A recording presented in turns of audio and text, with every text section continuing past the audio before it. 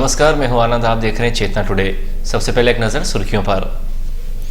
Nehru stadium में आवागमन के लिए द्वार की संख्या बढ़ाने हेतु विधायक ने लिखा कलेक्टर को पत्र। त्योहार पर यातायात दुरुस्त करने की कवायद, महिलाओं ने की खरीदारी। करवा चौथ शनिवार को। और डेमू ट्रेन को इंदौर में खाली प्लेटफॉर्म नहीं मिलने से यात्रियों की बड़ी मुसीबतें। रतलाम शहर विधायक चैतन्य काश्यप ने शहर के नेहरू स्टेडियम में प्रवेश एवं निकासी के लिए वर्तमान द्वार संख्या की समीक्षा करते हुए इनकी संख्या में वृद्धि किए जाने के लिए कलेक्टर डॉक्टर संजय गोयल को पत्र लिखा है। विधायक श्री काश्यप ने पत्र का हवाला मीडिया को देते हुए बताया कि नेहरू स्टेडियम में विभिन्न सार्वजनिक कार्यक्रम विजयादशमी के साथ खेलों में हजारों की संख्या में नागरिक, महिलाएं, बच्चे उपस्थित होते हैं, लेकिन वर्तमान में स्टेडियम में आवागमन के लिए 3 द्वार हैं, जो यहां एकत्र होने वाली भीड़ की संख्या के मद्देनजर अपर्याप्त हैं। इस स्थिति में स्टेडियम में आवागमन के लिए पूर्व दिशा में लोकेंद्र भवन की ओर, पश्चिम दिशा में दूरदर्शन टावर के पास तथा दक्षिण पूर्व की ओर अंबेडकर मैदान की तरफ नए द्वार बनाए जाएं, ताकि नागरिकों को आवागमन में सुविधा हो। उल्लेखनीय है कि हाल ही में विजयादशमी पर नेहरू स्टेडियम में नगर निगम द्वारा आयोजित रावण दहन के कार्यक्रम में विधायक श्री काश्यप स्वयं उपस्थित थे, जहां उन्होंने देखा कि हजारों की संख्या में दर्शक यहां पहुंचे थे। वर्तमान में यहां जो 3 द्वार हैं, वे इस भीड़ की दृष्टि से सर्वथा अपर्याप्त रहे हैं।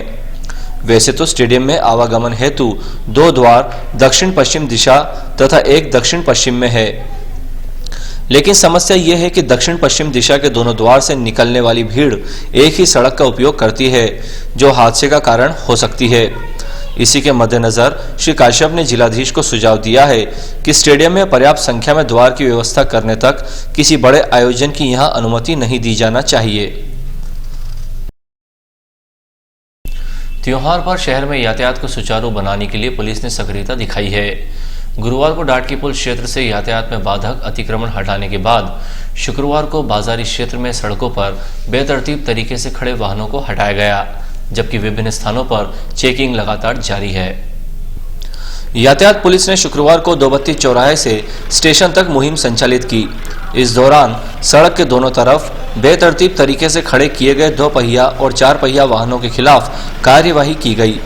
यातायात अमले ने सड़क पर खड़ी उन बाइक की हवा निकाल दी, जिनके कारण सड़क पर आवागमन में दिक्कत हो रही थी। स्टेशन रोड से लेकर दिलबहार चौराहा और स्टेशन तक करीब 1 दर्जन से अधिक वाहनों की हवा निकाली गई। इस दौरान 4 पहिया वाहनों के खिलाफ भी कार्यवाही हुई। यातायात पुलिस के अनुसार प्रमुख बाजारों में वाहन चालक जहां तहां वाहन खड़े कर देते हैं, जिससे लोगों को आने जाने में दिक्कत होती है।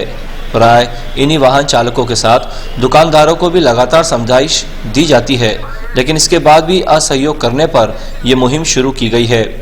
इसी तरह शहर सराय से धान मंडी, डालमोदी बाजार सहित अन्य व्यावसायिक क्षेत्रों में भी कार्यवाही की गई। ये मुहिम निरंतर जारी रहेगी। रेलवे ने यात्रियों की जरूरत और लगातार उठ रही मांग के मद्देनजर रतलाम इंदौर के बीच डेमू ट्रेन आरंभ तो कर दी, लेकिन वही समस्या लगातार यात्रियों को रुला रही है, जिसकी आशंका खुद रेलवे ने ट्रेन शुरू करने के पहले जाहिर की थी। इंदौर स्टेशन पर प्लेटफॉर्म के खाली नहीं होने से डेमू ट्रेन में बैठे यात्रियों को लक्ष्मीबाई नगर स्टेशन पर लंबे समय तक ट्रेन के खड़े रहने से इंतजार करना पड़ रहा है। गुरुवार को रतलाम से प्रातः 6:30 बजे इंदौर के लिए निकली डेमू ट्रेन करीब 9:20 बजे लक्ष्मीबाई नगर स्टेशन पर पहुंच गई थी, लेकिन इसके आगे नहीं बढ़ पाई। देखते ही देखते 15, 20 और उसके बाद करीब 40 मिनट तक ट्रेन इसी स्टेशन पर खड़ी रही। जब यात्रियों ने कोच से उतरकर ट्रेन के ड्राइवर और गार्ड से इस अनावश्यक विलंब का कारण पूछा, तो उनका कहना था कि इंदौर स्टेशन पर ट्रेन को लेने के लिए प्लेटफॉर्म खाली नहीं है। जब तक प्लेटफॉर्म खाली नहीं होता है, तब तक ये ट्रेन यहाँ से नहीं हिलेगी, और हुआ भी यही। ट्रेन करीब 10:10 बजे लक्ष्मीबाई नगर स्टेशन से चली और उसके बाद अपने नियत समय 9:15 के स्थान पर करीब 10:20 बजे इंदौर पहुंची। सुबह रतलाम से नियत समय पर चली ट्रेन लक्ष्मीबाई नगर स्टेशन तक समय पर चलने से यात्रियों को इस बात की खुशी थी कि आमान परिवर्तन का कार्य पूरा होने से अब उनके समय की बचत हो रही है और ट्रेन भी गति से चल रही है। लेकिन लक्ष्मीबाई नगर स्टेशन पर डेमू ट्रेन के पहुंचने के बाद जब उन्हें करीब घंटे भर का बेवजह इंदौर पहुंचने के लिए इंतजार करना पड़ा तो लगा कि अभी समस्याएं यथावत है। जब तक इंदौर स्टेशन पर निर्माणाधीन प्लेटफॉर्म क्रमांक 1 व 2 का कार्य पूरा नहीं हो जाता है तब तक इस समस्या से हर दिन दो चार होना ही पड़ेगा। दरअसल न केवल गुरुवार बल्कि इस ट्रेन से इंदौर अप डाउन करने वाले अधिकांश यात्रियों को आए दिन इसी समस्या का सामना करना पड़ रहा है।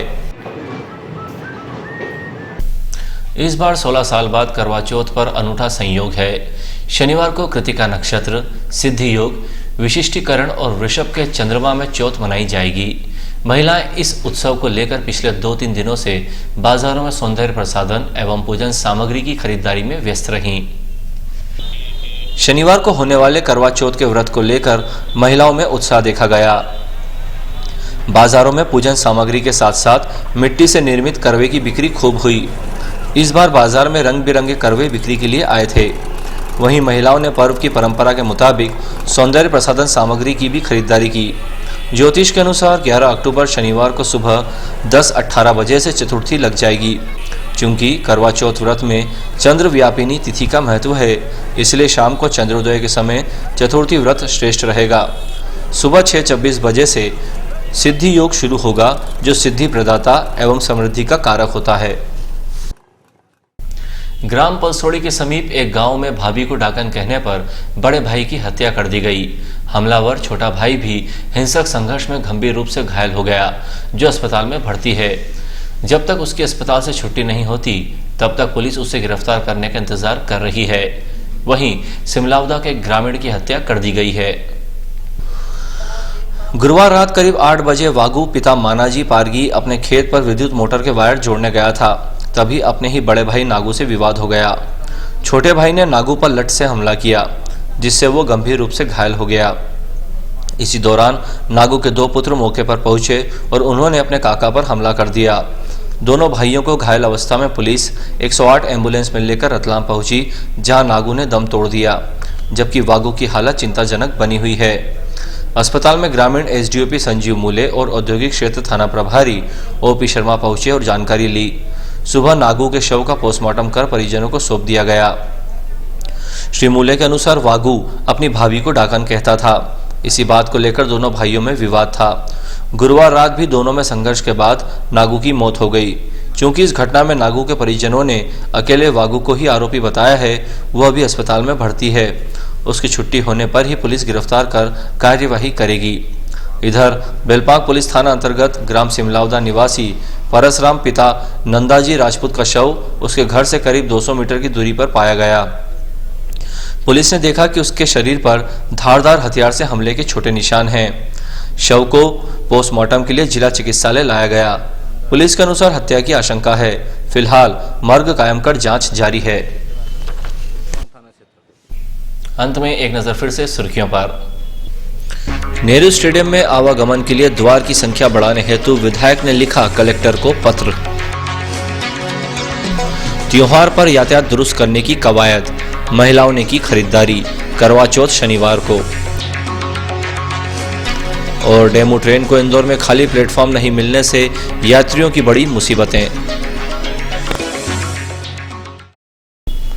चेतना टुडे में आज बस इतना ही। हम फिर मिलेंगे कुछ और नई सुर्खियों के साथ। तब तक के लिए नमस्कार।